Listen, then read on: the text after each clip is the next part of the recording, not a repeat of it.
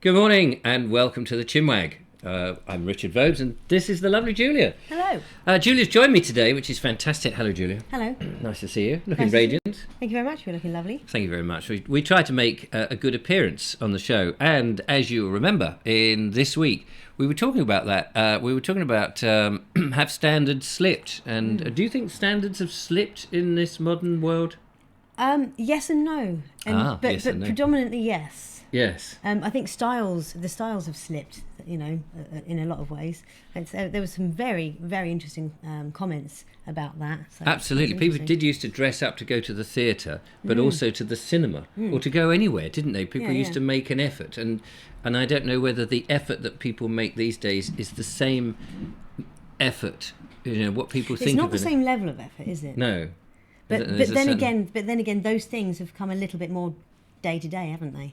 Yeah, so they're not quite as we're going to the cinema or we're going to the theatre. I guess that's true, actually. I hadn't thought of it like that, that going to the cinema was something that perhaps you did once in a blue moon and it was a big event. Whereas people do that more regularly. Although some people once a week. Yeah, I don't know how they can afford it, because some of these cinemas are very expensive. Please excuse any car sounds and stuff in the background, because we've got a bit of a heat wave going on here in the UK and we've had to open the windows in the studio. So it's a Saturday morning and it's a busy road outside. Yes, indeed. Kemi for Prime Minister was another one. I changed my mind about the sort of person who I thought could lead this country. And so I said, yeah, actually, this lady Kemi did seem to speak the right things. But although she is British born, she is British born as from Nigerian parents. And that was not really what I was initially looking for. But the ability to change one's mind is a good thing. Absolutely, absolutely. I mean, you have to be flexible in this world, don't you? Like a tree, it must be flexible, otherwise it will break. Absolutely. At the first breeze. If you're too rigid, you get left behind. Although sometimes you do need to be rigid. If you think of the sail on a boat, that needs to be rigid. So well, like the tree, you still have to be rigid to but you have to flex. Exactly. So there we go. Work that one out. Anyway. Yeah, the exchange of ideas is important. And that is what this whole channel is about. That was one of our themes, the exchanging of ideas, and whether people get offended and then go, do you know what? You don't believe in the same as I do, so therefore you're an idiot and I'm heading for the hills. That's a nonsense, isn't it? Yeah. Being able to share different ideas. You and I, in our relationship that we now have on screen and off screen, have often had differences of opinion, and it's only really brought us closer together. Yes. I mean, when it comes down to it, If you only took what people's face values were and their immediate opinions, and you couldn't, like that flexibility. Yes, exactly. You'd never have any friends ultimately, because if you really boiled it down, there'd be so many different things that you don't agree with even your best friend, that you didn't even realise, perhaps. And it's over time you sort of go, oh, I didn't know you thought that. Why do you think that? And then you go, actually, I can see elements of that I agree with and some that I disagree with. So, no, I think you're absolutely right. The question I asked in yesterday's Friday show was, does anybody know the answer? Gurus, do they really know everything? What do you think? Someone interestingly asked if therapist or psychotherapist was the new word for guru. Because it does seem to be a thing that people turn to quite readily. I mean, it's a good thing because psychotherapy is useful. And it's interesting you say that, because people turn to doctors and medicine as the answer for complaints, and yet sometimes natural remedies is the go-to. Is a much better and more healthier option than continually putting in a chemical that may deal with the problem, but of course most medicines have side effects. Yes. I mean, medicine and science, what am I trying to say? I don't know. Medicine has its place, of course. Yes. I mean, we wouldn't. A lot absolutely. of people wouldn't be alive on this earth today without medicine. Definitely not saying let's go back to the Stone Age and just sort of. But we haven't always had medicine, and we've come how many thousands of years in evolution? Man's been around for a hell of a long time before the doctors were here. Yes, exactly. And a lot of this old knowledge it has good reason, has good cause, and comes from an actual place of science. And a lot of medicine is looking at those old herbal remedies and thinking, actually, what they may find the scientific reason. Well, a lot of the time, sometimes we can't even find scientific, but it still has some sort of effect. Yes. I mean, in some cases, it could be placebo effect. And that's an amazing thing, isn't it? That actually that just shows it's all in the mind, which shows your mind can cure your body better, or not necessarily better, but it can do it as well as a medicine approach. So so we were talking about a lot of things this week, which has been very interesting, and thank you very much for your responses. So I want to just read a couple of emails, comments that have come in as well. But the question I want to ask also, which was sort of based on somebody's comment that we left in there, and it had a bit of a chain reaction, is sometimes and this baffles me as a YouTube creator, and I know it baffles you as well, is people often seem to not like a show, not just our shows, but other shows, and they'll write a comment to say, we don't really like your show, or there's something wrong with it, and we want you to change it, or whatever it is. But they carry on watching week after week, and eventually, I can't put up with any more of this, and then, you should be doing this, and I preferred that. And you just think, why are you watching at all when there's a plethora of other channels? I mean, there's literally anything that you crave for on YouTube, and yet you still stick with those shows that you don't like. Is it morbid curiosity? Is it is it sadism? Do they want to keep annoying themselves? Yeah, I don't get it. People do that. That's the thing. If I don't like something, if there's too much that I can't get on with the channel, I'll just unsubscribe and move on and find another channel that does suit me a bit better. So if you are one of those people, I'd really like to know this, because as a creator of content, you put your comments and you may say, I really don't like this, this is not for me, blah blah blah. I mean, whatever. That's fair enough, isn't it? And that's fine, and the comments are there. Did we need to know? Yeah, I mean, people often flounce off and go, well, I've had enough of this and I'm going, and they flounce off with this, and you go, well, you didn't need to write that, but okay. Bye, Felicia. Bye, Felicia. And we just think, well, that's a bit of a funny old thing. But then the same person very often is then making another comment about why they don't like such and such. And you think, you seem to be invested in the channel. You do seem to like it, but you seem to like more saying bad things about it. So why do people love to hate things? Yeah, so why? If you're one of those people that do put these sort of comments on, what motivates you? For me, I rarely put comments on YouTube videos anyway, but if I did, being a YouTube creator, I know that the person has put their opinion, their life, their attitude on the line, and to say something derogatory about them can be quite offensive to them. But why would I do that? Why would I go, do you know what, I'm just going to write something hateful? So I genuinely would love to know why people write hateful things, or just nasty things, or blatantly, I don't like it and therefore you should change it type things.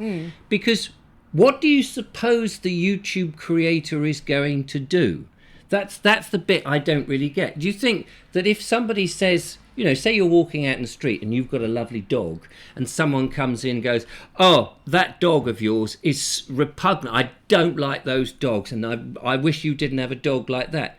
Do they think that the person is going to go, oh, I'll get rid of the dog then because this one individual doesn't like it? So do you think I'm suddenly going to change how I do my YouTube? Am I suddenly going to be different because one person doesn't like it? It is baffling. It takes quite a bit of guts to put yourself out there. And when people just come in and just swipe you, I mean, now I'm more thick-skinned and it amuses me. In the beginning, it's like, I'm a bit nervous. Yeah, it's very strange. But we laugh, don't we? You're not quite secure enough. Yeah, but we now laugh when we get these comments and we go, there's another one for the idiot bin. And bing, we often just get rid of them. Anyway, so do let us know that would be fantastic. I don't think we've ever called it the idiot bin before. Well, I put a bit, if I think they're being just idiotic, and Put that's, it in the sin bin. They go in the sin bin, and away they disappear, and that's it. And of course, I've said this before. This is, I think of the YouTube space, the comment space, as my front room. So I'm not by any means curtailing anyone's right to free speech. I think everybody has the right to say as much horrible things, or as many horrible Absolutely. things. I mean, it would be very hypocritical otherwise, wouldn't it? No, absolutely. So say as many horrible things. You can put it on Twitter, you can put it on Facebook, on your channel, or on other people's channels. I don't care. But on my page, I will curate it, because it's like coming into my front room and then just squirting it on the wall or just shouting, we take your energy. It's like, I don't care that you think that. Say that outside, not in my front room. I mean, if someone's painted toxic paint in your porchway, you don't leave it there, do you? No. You remove it. Yeah, that's so right. So it doesn't keep affecting you. So let's go back and have a look. Kemi for Prime Minister was the subject here, and Bullet Tube says, considering all the problems your country is facing right now, being woke is on the bottom of the list of what people are worried about. I disagree with that. I think being woke is actually... Yeah, 'cause, I mean, we've got so many protesters. That's quite... Yeah, that's woke. quite... There's a lot of wokeism going on. And it's the woke is if it was, as they often say it is, as being awake to certain issues, but it's more than that. It's as if they want to push those issues, which are fairly not minority issues, but they're making these issues the only thing that we've got to have, and so it gets to an extreme, like the whole business of teaching children that white people are naturally racist, which is clearly ludicrous. I mean, you only have to think about it. It's ludicrous, as if it's in their DNA. You may get some white people being racist, and I'm not saying that white people won't be, but you also get the reverse. You get other people. Racism does go both ways, exactly. Unfortunately, So it isn't just being that. So I would disagree that the woke is something that we need to address. We don't need to eradicate it, and we do need to listen to people's concerns. And we're not saying you shouldn't be conscientious of everybody and no. everyone else's feelings and cultures, but... Exactly. So I just disagree with that. And so, but it's a lovely point of view, and thank you for putting that in there. Ingram Carr says, not sure about Woke Town, but there is Wokingham. Yes, I think that was a town before woke was even a thing. Same as Woking. Yeah, Woking. Does anyone know the answer? JC says, funny you should mention this theme in today's ChinWag. Call it coincidence or law of attraction, but some things do happen in strange ways. Makes us think, and we notice them and we ignore them straight away, and that's the mistake. I have a feeling that The Secret I received today, Feeling is The Secret by Neville Goddard. Small book, but inspirational. I remember getting a book, was it Jonathan Seagull, I think, was a book. Correct me if I'm wrong. Years ago, my mother got given this book, and it was a very inspirational book, but it sort of taught you that if you look for something, often you find it. So this was about a blue feather, as I remember it. Right. And they said, basically, if you say, I will see, or I will attract to me a blue feather within a month, you'll sort of become hyper aware of that. And then feathers. And then suddenly somewhere in a display somewhere and it's kind of like it's a magical thing. But is it? Because you know what it's like. If you buy a new type of car, like your black van, and then all you can see is black vans. You notice it, so you become hyper aware of something because you've set your mind on it. And I don't know that that's coincidence or anything magical. No, it's surely the fact that you're aware of them. You're aware of them, yeah. They're like, they jump out at you. And I very rarely, not literally. And I never noticed the old car. I can't even remember what the car is. I mean, I've only had the van at 18 months or something, nearly 2 years. Yeah, what was the car I had before? It was a Peugeot. Oh yeah, was it? Wasn't it? See, I can't even remember. Was it a Peugeot Sure. or was it the other French one? No, it wasn't a Renault. Maybe it was a Peugeot. It wasn't a Citroen. It was. Was it the red one? No, it was a dark blue, almost black. Oh yeah, it was a black. It was. See, I can't even remember what it was. And it had the bold Explorer emblazoned Oh, it on was the a back Peugeot. windscreen. You're quite right. It was a Peugeot. Okay. Yes, suddenly. Yes, you see, you're more observant than I am. But Stuart. it's the only car I've known you to have. Oh, yes, So I I've suppose seen that's the other true. cars Yes. in the videos that you've done prior to Yes. meeting me. Oh, But that's I'd true. not, yeah. Yeah, the little red one. And of course, I measure how old a video is if I see myself driving a certain car, and you think, bloody hell, that comes back, that memory of that car.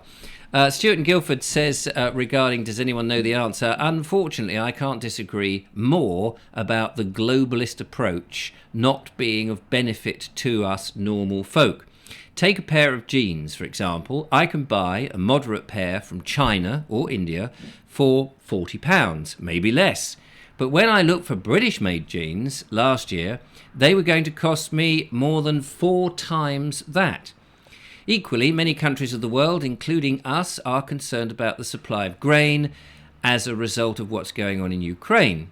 These are just 2 examples, but I could go on to say the same about oil, lithium, iron, cotton, granite, etc., which are things we don't have enough of in the UK, yet have come to completely rely on.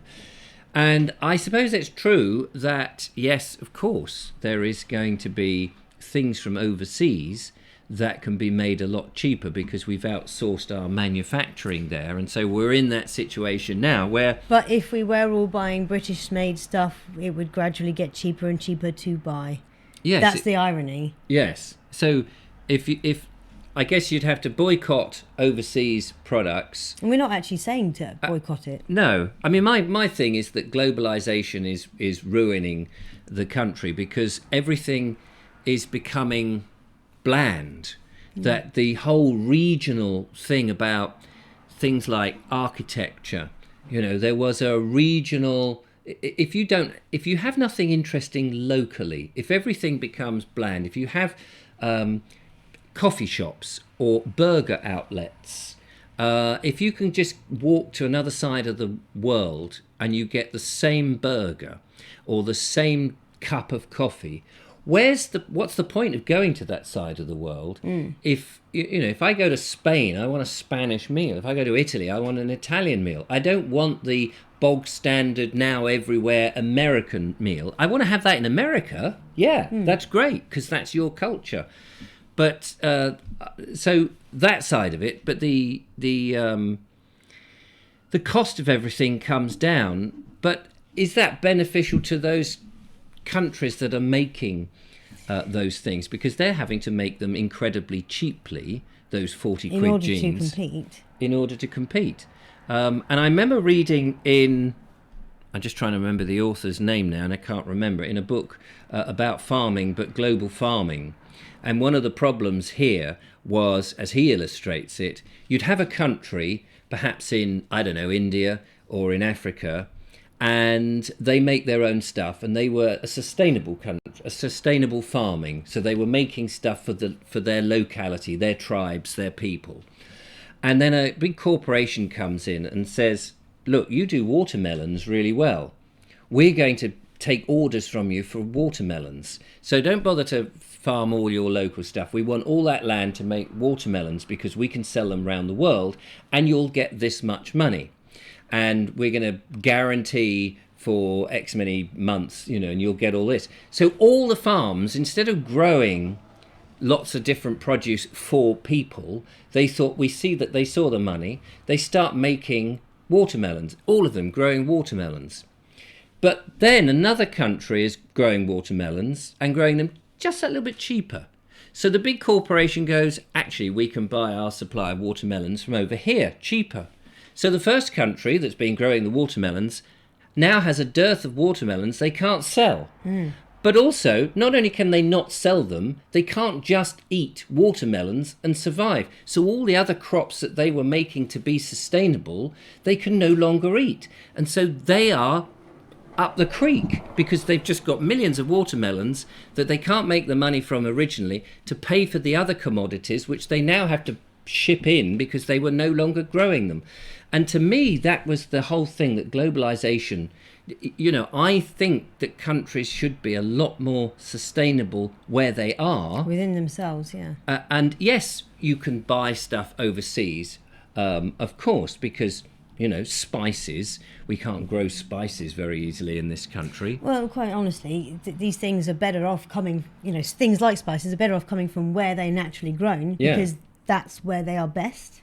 But we can grow some wheat in this country, and barley and all of that. And I just feel, rather than building on farmland, that we should be more sustainable about it. But of course, these are just opinions. Nothing I say or Julia said is actually going to change what happens, and that's the sad part.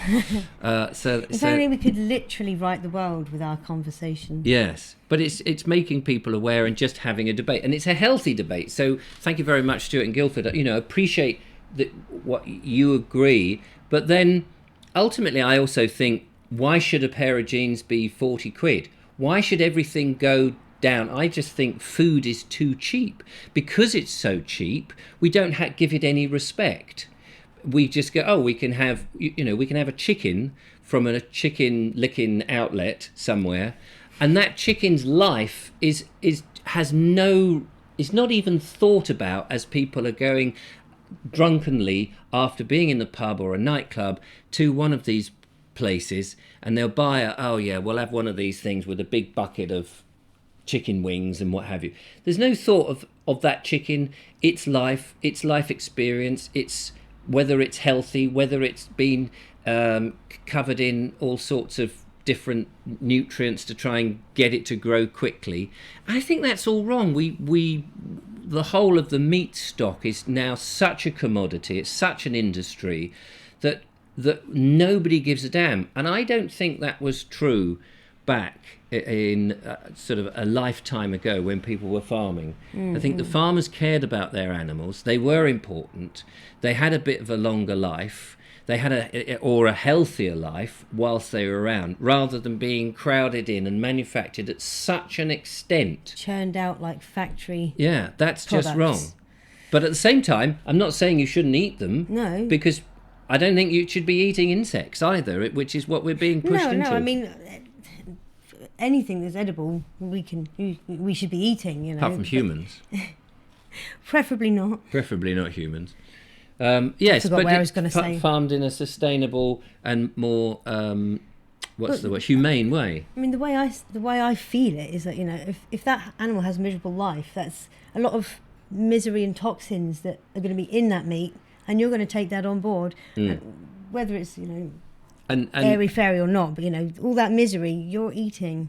The whole food industry is another debating point, but people are eating too much generally, or they're eating completely the wrong foods. And you only have to take, we live in Worthing, and this time of year people are dressed with skimpier clothes on because of the heat. And you only have to look at the bodies out there, and yes, you can see that we are, as a nation, incredibly obese. And that's mostly, I would say, down to people eating completely the wrong foods, processed foods, and badly manufactured foods with too much sugars, too much fat, and all of that in it. And people have no respect for the food they eat. They see it just as a fuel, not as anything more. And they have no idea where it comes from, which is a shame.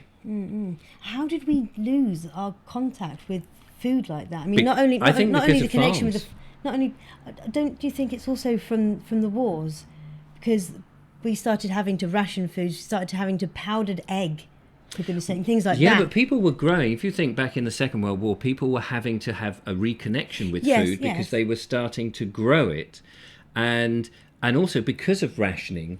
You'd have a piece of meat that would perhaps only do one meal a week, or was eked out over that week. Yes, but before that, there wasn't so much of the of all these processed foods. But foods started to be processed because they'd last longer. They could be rationed more easily. Yes, and they could be transported more easily. And that's where that is just gone. Boom! It's now a normal thing to do, whereas it was just something that they did to get us through that difficult time.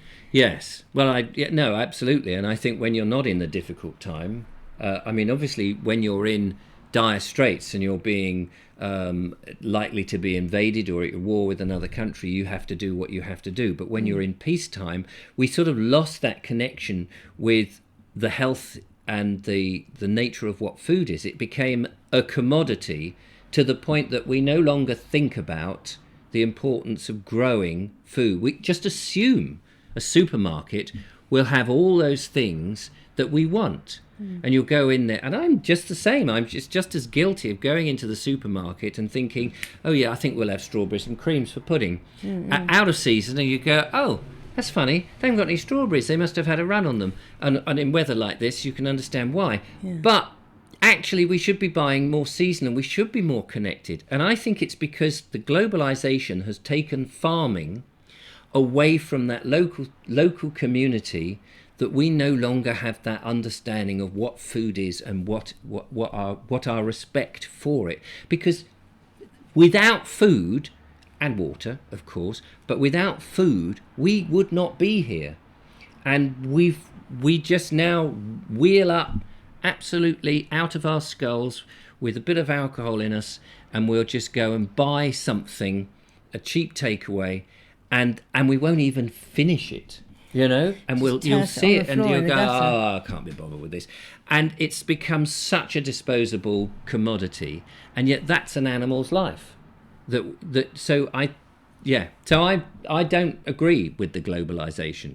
I think we'd be better with fewer things, smaller meals, but high quality ones. Yeah, I mean, global trade is one thing, but total globalization is another. Anyway, we kind of ran out of time. We did. But thank you so much, Julia. It's great. I hope you'll come and do another of these on the weekends or whenever I'm you're sure free. I will.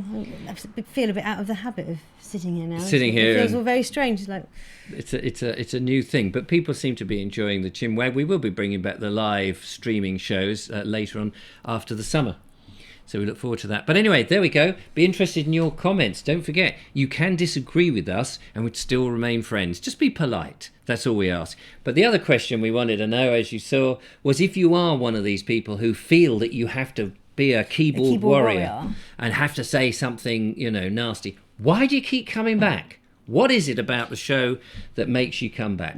Love to know. Till next time, from Julia and I. Bye for now. Bye-bye.